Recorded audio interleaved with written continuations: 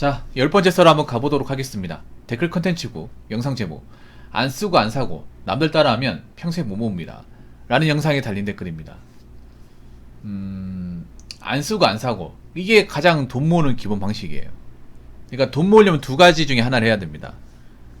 내가 능력이 좋아서 소득을 많이 번다거나 아니면 그게 안 된다면 버는 돈을 아낀다거나 둘 중에 하나는 해야 돼요. 가장 좋은 게 첫 번째입니다. 내가 능력이 좋아서 뭐 월에 1000만원 벌고 그래서 뭐 300 써도 700 모으는 거잖아. 근데 그런 사람은 아시겠지만 소수입니다. 소수. 극소수. 세후 1000만원이면 한 연봉으로 한 1억 7천만원 됩니다. 7천 8천도 되고 그 정도 버는 사람 대한민국에서 1% 안쪽이에요. 1%도 안 돼. 더 안으로 들어갑니다. 우리나라에서 한 세후 한 630, 40 그 사람의 억대 연봉인데 억대 연봉자가 한 115만 명 정도 되니까 전체 이제 월급쟁이 중에서는 5%라고 하는데 이거를 전체가 아니라 자영업자나 이제 나머지 분들 다 포함시키면 한 2% 내외예요. 억대 연봉 보는 사람도 많지 않아요. 소수죠. 극소수. 수명 중에 한 명꼴이니까 월급쟁이 중에. 절대다수가 이제 그렇게 돈을 벌고 싶어도 못 벌어요. 여러분 아시겠지만 뭐 한 1000만원 버는 직업을 가지려면 뭐 사업을 한다거나 아니면 내가 기업에서 임원까지 간다거나 두 중에 하나 해야 되는데 둘 다 힘들어요. 둘 다. 뭐 장사 같은 거 하다가 뭐 좀 장사 잘 돼가지고 월 1000만원 벌 수 있지만 자영업 해보시면 아시겠지만 내가 이번 달 1000만원 찍었다고 내년에도 1000만원 찍고 내후년에 1000만원 찍고 그게 안 됩니다. 올해는 매달 1000만원 찍었지만 내년에는 뭐 매달 순수익으로 300만원 가져갈 수 있고 내후년에는 이제 장사가 안 돼가 적자 날 수도 있고 그럼 벌어놨던 거 다 까먹거든요. 그리고 지금 제 방송을 보시는 절대다수의 시청자들이 월급쟁이입니다. 월급쟁이는 사실 월급이 고만고만해요. 그럼 월급쟁이가 돈을 모을 수 있는 방법은 뭐 쉬는 날 나와가지고 일을 해가지고 뭐 N잡너가 돼서 돈을 좀 더 번다거나 아니면 내가 버는 돈이라도 아껴 쓴다거나. 그래서 가장 돈을 모을 수 있는 가장 효율적이고 기본적인 방식은 내가 버는 돈에서 쓸데없는 사치를 부리지 않는 거예요. 이게 가장 쉬우면서 가장 쉽게 할 수 있습니다. 누구나 다 할 수 있고. 근데 이것마저도 누구나 다 못해요. 하는 것 자체가 어렵진 않지만 이거 지속하는 사람들이 별로 없어요. 돈을 모으는 가장 쉬운 방법은 안 쓰고 안 사는 겁니다.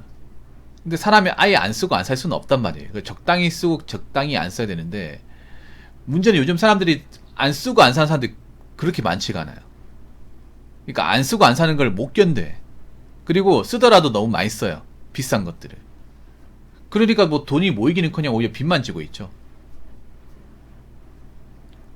근데 젊었을 때 그런 돈 모으는 습관을 안 다지면 나이 먹어서는 못 모아요. 모으고 싶어도 못 모읍니다. 여러분 그런 말 들어봤어요? 돈이 돈을 번다고. 젊었을 때 돈을 모아서 돈을 굴려본 사람이 그 돈을 계속 굴리는 거지. 젊었을 때 돈을 굴려본 적도 없는 사람이 갑자기 돈이 모이는 경우는 본 적이 없어요. 본 적이 없어. 그래서 20대 때 돈이 없는 사람은 30대 돈이 없고 30대 돈이 없는 사람은 40대 때 돈이 없어요. 이 돈이 모이지 않는 삶은 생각보다 절망적이에요. 왜냐? 뭔가 나아진다는 희망이 없거든요. 그리고 계속 돈 때문에 압박이 들어와요. 살면서. 나이 먹으면 여러분 아시겠지만 돈 나갈 일이 많이 생겨. 부모님이 아프시다거나 아니면 내가 아프다거나 아니면 내가 이제 살면서 나가는 돈들 이런 것들이 많이 생겨요. 그래서 돈 모으기가 더 힘들어요. 돈이 모이지 않는 삶, 내가 모아놓은 돈이 없는 그런 삶은 굉장히 불안불안해. 왜냐? 내가 일을 그만두게 된다, 뭐 다쳐서 일을 못하게 돼서 소득이 없을 경우는 그 달 버티기가 힘들어요. 그래서 물론 돈을 모은다고 해서 부자가 될 수는 없어. 그래도 우리는 모아야 돼. 왜냐? 우리가 나올 수 있는 돈은 월급밖에 없으니까. 그래도 돈을 어느 정도 모으면 살면서 내가 불행해질 가능성은 줄 수 있으니까. 물론 너무 지독하게 안 쓰는 것도 문제가 있지만 지금 젊은 사람들 중에 뭐 모이는 게 없는 사람들 많을 거예요. 뭐 여러 가지 사유가 있겠지만 자기가 씀씀이 해봐가지고 모이는 게 없다고 하면 그건 정말 문제가 있는 겁니다. 우리의 젊은 시절 잘 써야 나이 먹어서 그나마 고생을 안 하고 행복하게 살 수 있습니다.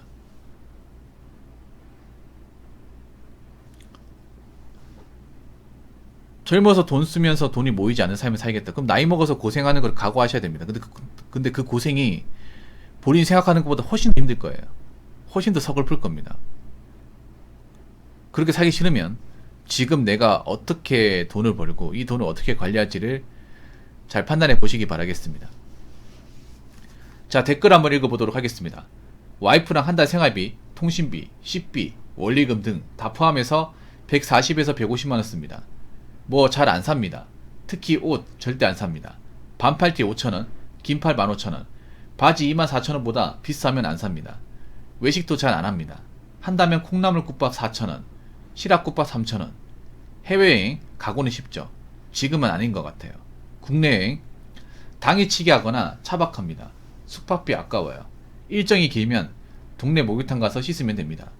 신혼여행 제주도 5박 6일 100만원도 안 썼습니다. 비행기 숙박 포함 당일 특가 나온 3만원 방 잡아서 잤습니다. 결혼 전부터 둘 다 습관이 박혀 있어서 가능했습니다. 가계부 4년째 작성 중입니다. 돈은 결국 관리입니다. 관리할 능력이 없으면 돈은 새어 나갑니다. 어디로든 새어 나갑니다. 물 같은 존재라 틈만 보이면 나가요. 틈을 꼼꼼히 메꿔줘야 합니다. 악착같이 한 덕분에 주변 친구들에 비해 많이 모았네요. 불편한 거 하나도 없어요. 잘 먹고 잘 살아집니다. 이렇게 4년 하니 차도 현금으로 사지더군요 라고 적어줬습니다. 굉장히 모범 사제네요. 그리고 결혼을 잘하셨네요. 이런 결혼은 정말 부러워. 이런 결혼은 제가 부럽다고 얘기했잖아요.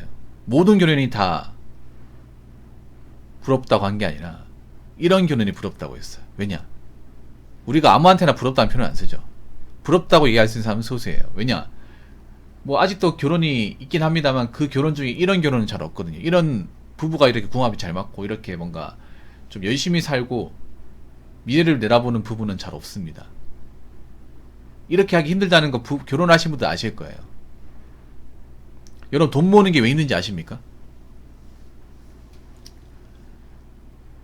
돈 모으는 게 특히 결혼하고 나서 왜 있는지 아세요?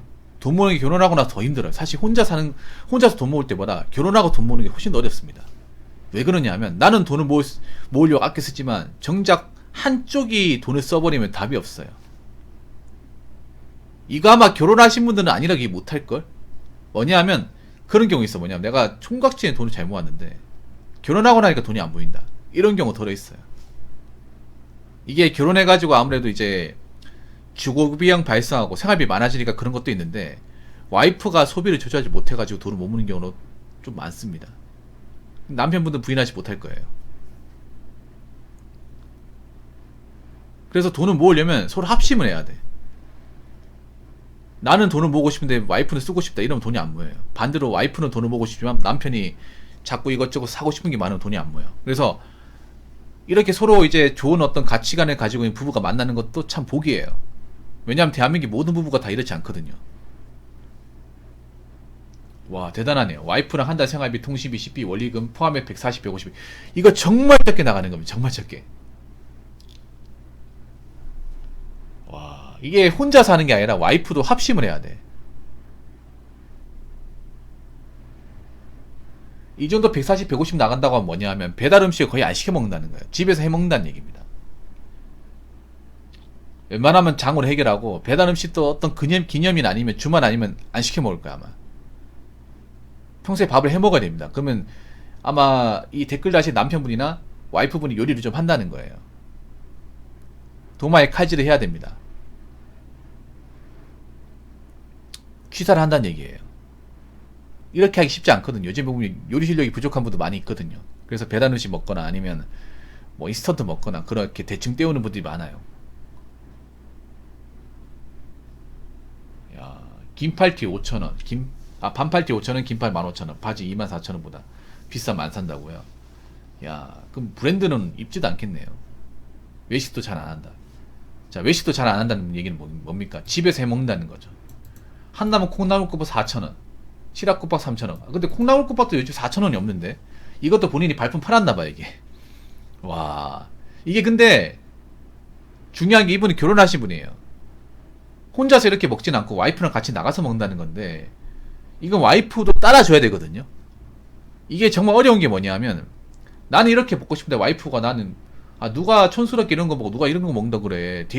데이트하러 밖에 나왔으면 좀 좋은 거 먹어야지. 잘 안 되거든요, 여러분. 근데 이걸 같이 한다는 거잖아. 서로 발품 팔아가지고.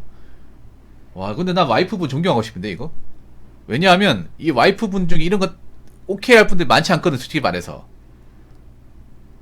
이마 결혼하신 분도 부러울까, 아마. 와, 이런 와이프가 있다고? 이렇게 같이 가져온 사람이 있다고?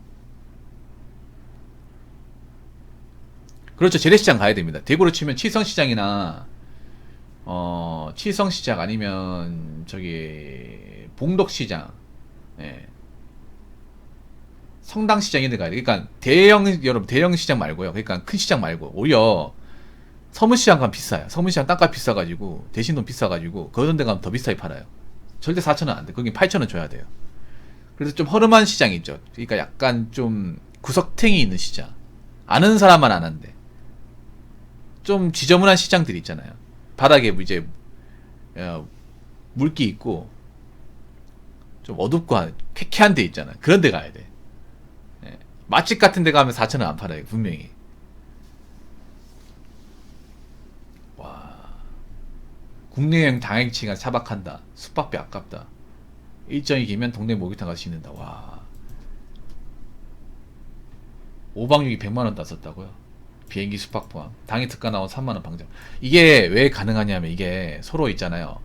여행 갈 때 패키지로 간 게 아니라 비행기 가격 따로 알아보고 숙박 장소 따로 알아보고 음식메뉴 따로 알아보고 이렇게 해서 100만원 다 쓴 거예요. 패키지로 하면 절대 100만원 나올 수가 없어. 보통 사람들이 귀찮아가지고 그냥 한목에 다 패키지 돼 있는 거 하잖아요. 맞죠? 그럼 비싸게 나오잖아요. 근데 이분은 내가 보니까 비행기 값 따로 제일 싼 거 알아보고 저가형 항공 알아보고 그리고 음식점도 제일 싼 거 알아보고 그리고 방도 제일 싼 거 알아보고. 왜냐하면 제주도에서 어떻게 3만원짜리 방이 나올 수가 있냐 말입니다. 그러니까 제 생각인데 이 댓글 다신 분 비수기에 갔을 겁니다. 성수기에 간 게 아니에요. 지금 이 시기 때 간 게 아닙니다. 아마 봄이나 가을에 갔을 거야. 아니면 겨울에 갔다거나 비수기 때 갔을 거예요. 비수기 때 일부러 싸게 잡으려고.